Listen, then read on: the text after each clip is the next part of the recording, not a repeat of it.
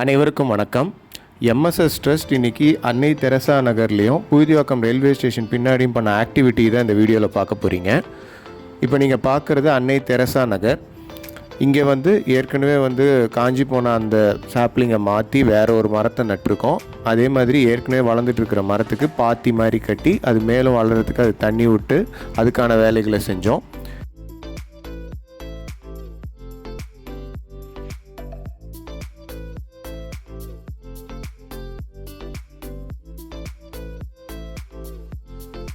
பொதுவாகவே MSS trust 6 மாதம் இல்லை 7 மாதம் மரம் நடுவோம். அதுக்கப்புறம் அடுத்த சில மாதங்கள் அதை மெயின்டெனன்ஸ் தான் பண்ணுவோம்.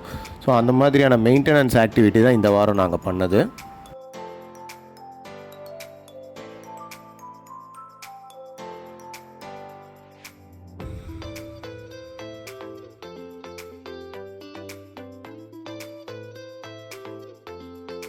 இந்த அன்னை தெரசா நகரில் எங்கள் மெயின்டெனன்ஸ் ஆக்டிவிட்டியை முடிச்சுட்டு அடுத்து நாங்கள் போனது எங்கே அப்படின்னு பார்த்தீங்கன்னா, புழுதிவாக்கம் ரயில்வே ஸ்டேஷன் பின்னாடி இருக்கிற அந்த ரோடு, வியாச வித்யாலயா ஸ்கூல் கிட்டே இந்த ரோடு வரும்.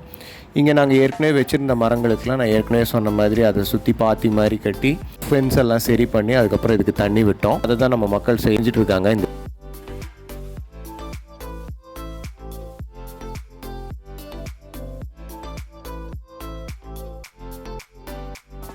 இன்றைக்கி 40 மரங்களுக்கு இந்த மாதிரி மெயின்டெனன்ஸ் ஆக்டிவிட்டிங்கிறது நாங்கள் பண்ணோம்.